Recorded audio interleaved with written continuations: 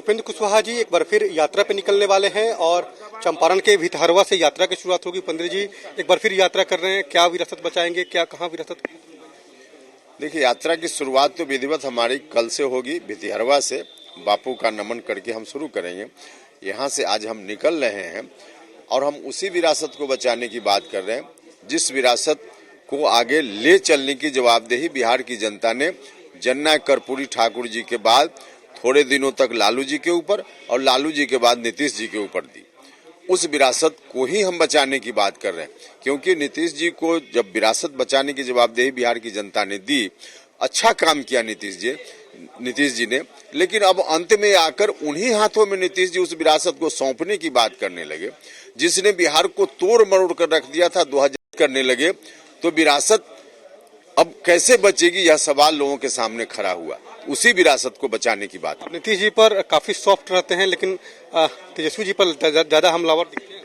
देखिए, नीतीश जी को देखकर तो वाकई अंदर से दया आती है, तरस आती है कि क्या बना लिया नीतीश जी ने अपने आप को। क्या थे नीतीश जी, कितनी बड़ी पर्सनालिटी थी, लेकिन आज वही पर्सनालिटी अपनी मंत्रिपरिषद के किसी सदस्य के लिए बैठकर सरकारी कार्यक्रम में 2 घंटा 2.5 घंटा उनको इंतजार करना पड़ता है। तो यह खुद ही उन्होंने ऐसी स्थिति बना ली है।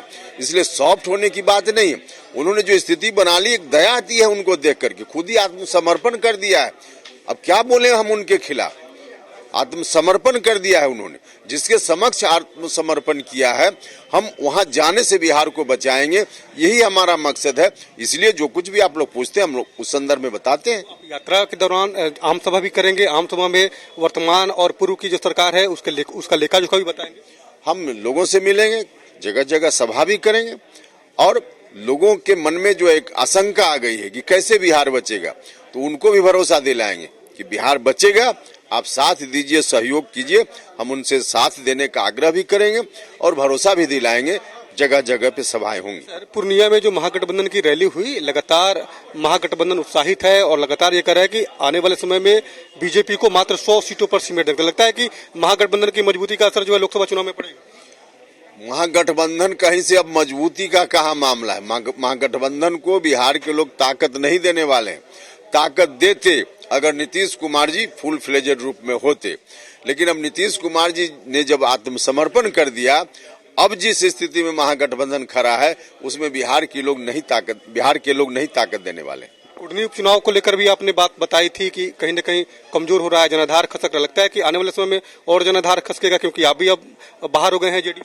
हाँ, निश्चित रूप से जनाधार का खिसकना तो उसी वक्त शुरू हो गया था, जो दिखा कुरन्नी उपचुनाव में और बाकी जगह भी महागठबंधन बनने के बाद जहां जहां चुनाव हुआ तो दिखा, और इसीलिए हम सचेत कर रहे थे बार बार। लेकिन अब की स्थिति में अब तो एक तरह से कहिए कि जेडीयू का सिर्फ नाम बचा है, बाकी पूरी दुकान खाली हो गई है।